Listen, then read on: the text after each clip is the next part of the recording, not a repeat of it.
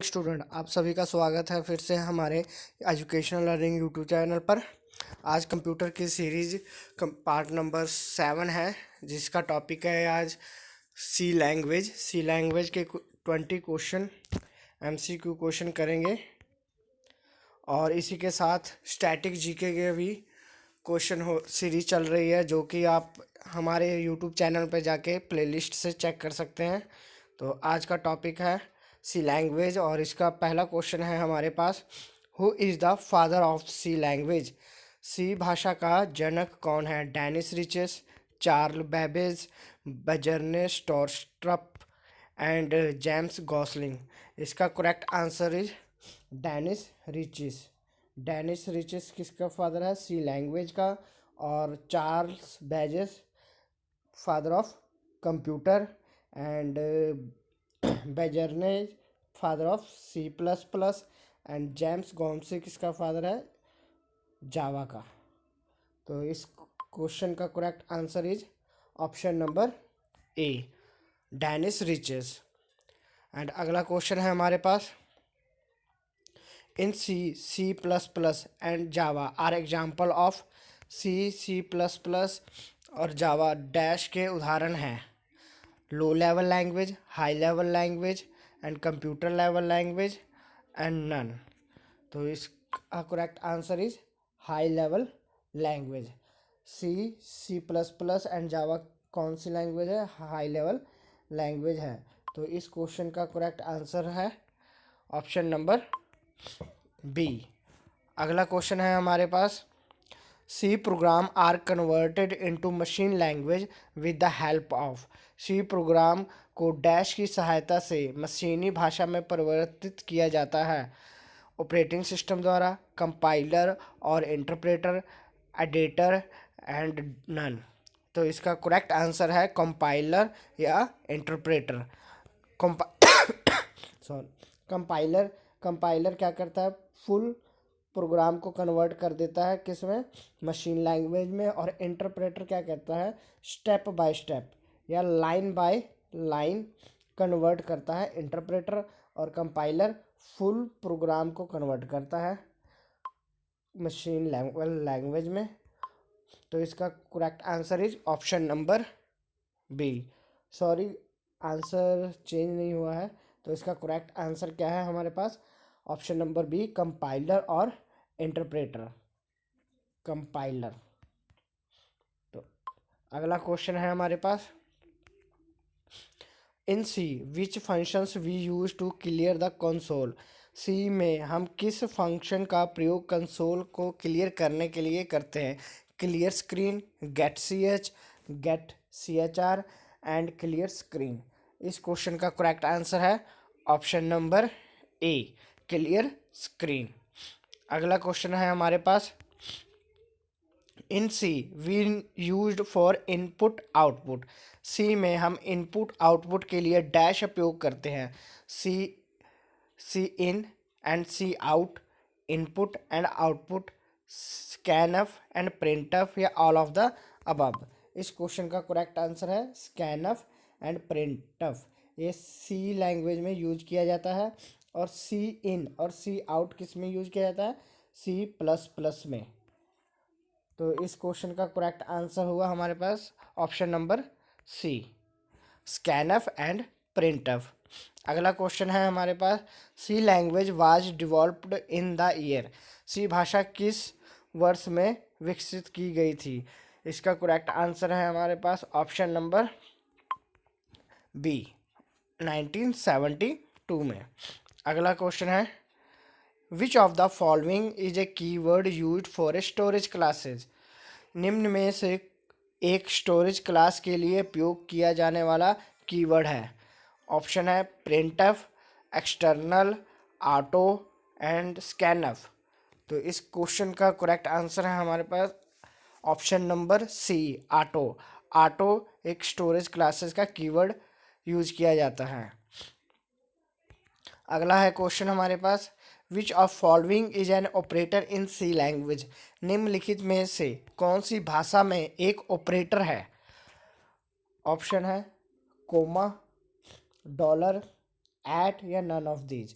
तो ये डॉलर और एट क्या है, ऑपरेटर नहीं है हमारे पास। कोमा क्या है, एक कोमा ऑपरेटर सी लैंग्वेज में। तो इस क्वेश्चन का correct answer is option number A, comma operator. अगला है question, which of the following is a not a relation operator. निम्नलिखित में से कौन एक रिलेशन ऑपरेटर नहीं है। इन चारों ऑप्शनों में से बताना है कि कौन सा रिलेशन ऑपरेटर नहीं है।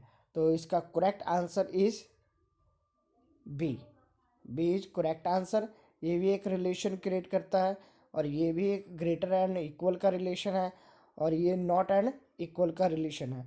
और नोट क्या है, रिलेशन ऑपरेटर नहीं है। तो इसका correct answer is option number B, not operator.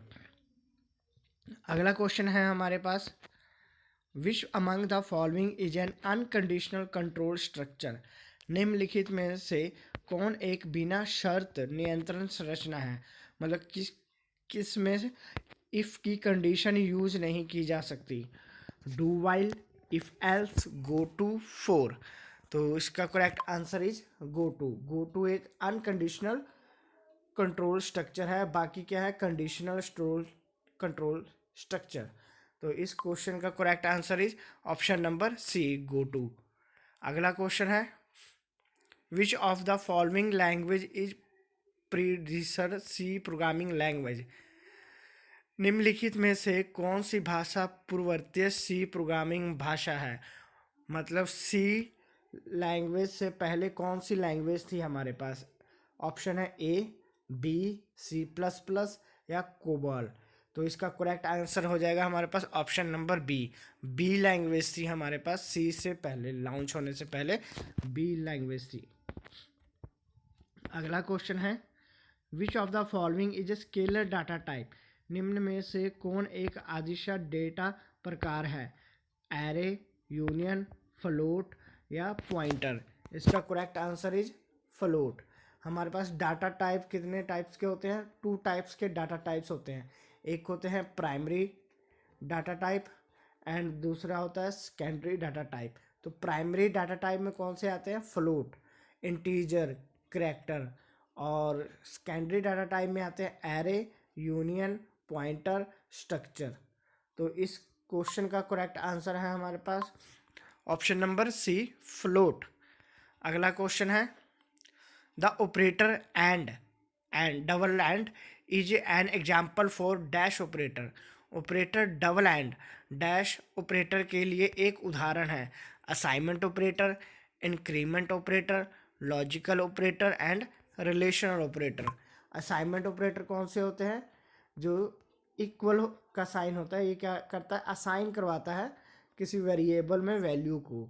जैसे ए इक्वल टू 2 लिख दिया तो ये 2 जो है असाइन हो रहा है वेरिएबल ए में, तो ये हो गया असाइन ऑपरेटर।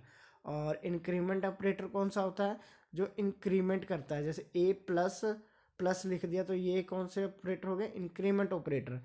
अगला है लॉजिकल ऑपरेटर, और लॉजिकल ऑपरेटर कौन से होते हैं, एंड क्या है, एक लॉजिकल ऑपरेटर है। और रिलेशनल ऑपरेटर पिछले ही क्वेश्चन में बता दिया गया था। तो इस क्वेश्चन का करेक्ट आंसर है हमारे पास option number C, logical operator. अगला क्वेश्चन है, structure is dash data type. Structure कौन सा डाटा टाइप है, user defined data type, primary, predefined and none. तो इसका करेक्ट आंसर है user defined data type. Primary data type कौन सी थी, इंटीजर, फ्लोट, करैक्टर। अगला क्वेश्चन है हमारे पास, which among the following is a not a logical और relational operator in C language. निम्नलिखित में से कौन सी भाषा में लॉजिकल और रिलेशनल ऑपरेटर नहीं है। इसमें से नहीं ढूंढना है, नॉट इन लॉजिकल और रिलेशनल। तो ये इक्वल क्या है, ये डबल इक्वल लॉजिकल ऑपरेटर है, ये भी एक लॉजिकल ऑपरेटर है। और ये नॉट एंड इक्वल क्या होगा, एक रिलेशनल ऑपरेटर। तो सी क्या है, इक्वल असाइनमेंट ऑपरेटर। पिछले ही क्वेश्चन में मैंने बताया था कि असाइनमेंट ऑपरेटर कौन से होते हैं, ओनली इक्वल। तो इसका करेक्ट आंसर क्या है हमारे पास? Question option number C, equal sign assignment operator. अगला क्वेश्चन है, which of the following is a primary data type? निम्न में से कौन एक प्राथमिक डेटा प्रकार है? Int, array, structure, pointer. तो इसका correct answer is int. Int क्या है? एक प्राइमरी डाटा टाइप है। बाकी तीनों क्या है? Secondary data type. और इंट प्राइमरी डाटा टाइप कौन कौन सी और होती हैं? Float, character. तो इसका करेक्ट आंसर क्या है हमारे पास? Option number A, int. अगला क्वेश्चन है, in C is a dash type language. C में एक डैश प्रकार की भाषा है। Object oriented language, procedural language, low level language, machine level language. तो इस क्वेश्चन का करेक्ट आंसर है option number B, procedural language. और ऑब्जेक्ट ओरिएंटेड लैंग्वेज कौन सी होती है? उसको C++ को कहा जाता है ऑब्जेक्ट ओरिएंटेड लैंग्वेज। तो इस क्वेश्चन का करेक्ट आंसर है option number B, procedural language. अगला क्वेश्चन है, which of the following will not a return value? निम्न में से कौन सा रिटर्न वैल्यू नहीं होगा? Void, int, null and char. तो इसमें से कौन सा रिटर्न वैल्यू नहीं देगा? वाइड। तो correct answer is option number A. अगला क्वेश्चन है, how many reserved keyword in C language? C भाषा में कितने आरक्षित कीवर्ड हैं? 32, 64, 82 एंड 40। तो correct answer is option number A, 32 reserved keyword है सी लैंग्वेज में। अगला क्वेश्चन है, how many types of loop in C language? C भाषा में कितने प्रकार के लूप होते हैं? ऑप्शन है 1, 3, 4 या 2। तो इसका करेक्ट आंसर क्या हो जाएगा? 3। कौन कौन से लूप होते हैं? डू वाइल लूप और while loop and for loop. ये तीन टाइप के लूप होते हैं सी लैंग्वेज में। तो इसका करेक्ट आंसर क्या है हमारे पास? Option number B, 3। तो आज के ये सी लैंग्वेज के 20 MCQ कंप्लीट हो चुके हैं। और जिनको वीडियो अच्छी लगी हो, प्लीज़ वीडियो को लाइक कीजिए, शेयर कीजिए एंड कमेंट कीजिए, और प्लीज़ सब्सक्राइब कीजिए जिन्होंने अभी तक इस चैनल को सब्सक्राइब नहीं किया है।